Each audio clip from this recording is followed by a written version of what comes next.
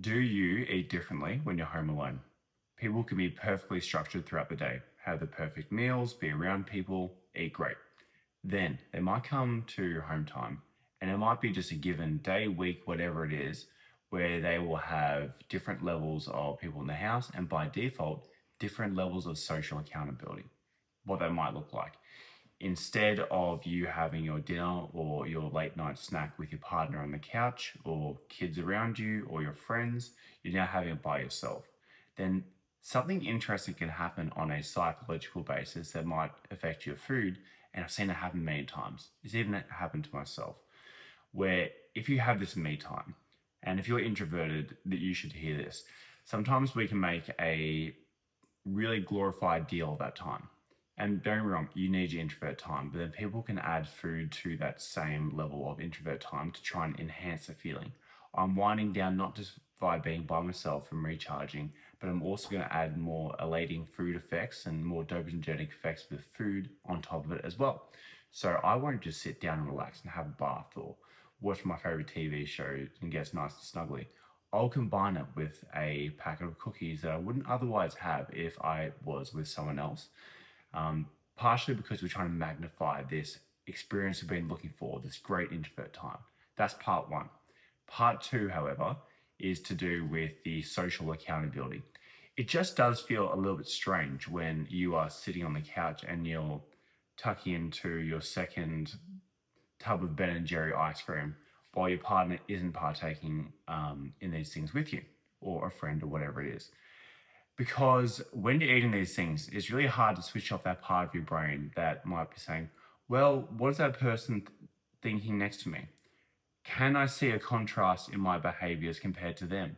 Does that contrast lead to me feeling a certain level of guilt, or maybe I shouldn't be doing this? Or is that what an alternate strategy looks like for the night? And it does remove a layer of accountability when you're by yourself and you haven't got that direct contrast.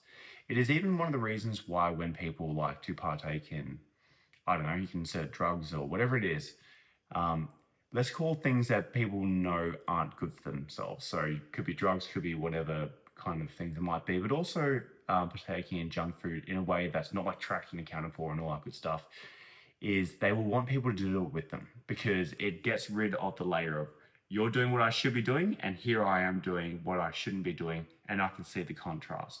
So I might drag you into it with me so there's no alternate better version of me acting that I can subconsciously be comparing myself to that moment. So what to actually do when you have a bit of this alone time?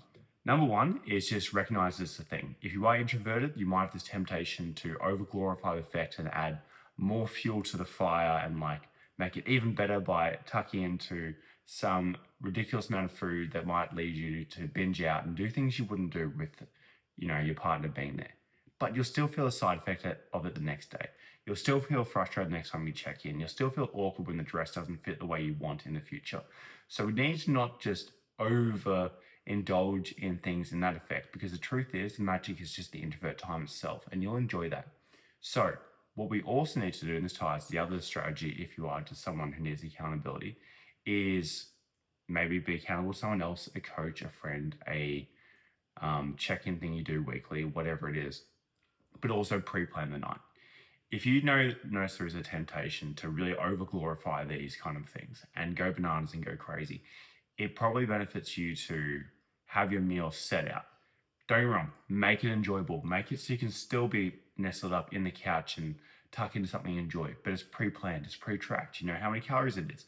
It's going to taste good. You might even create extra room for the extra calories earlier in the day. But you're not at the whims of being unprepared and randomly just feeding into the indulgence without having a sense of greater perspective to what are my overall calories that are contributing towards my goals. What is something that's not going to leave me frustrated the next day as well? Just a bit of pre-planning can lead to these solo times being way better, or else the lack of accountability can really drag people down. I've seen it before, don't let it happen to you. Thanks for watching.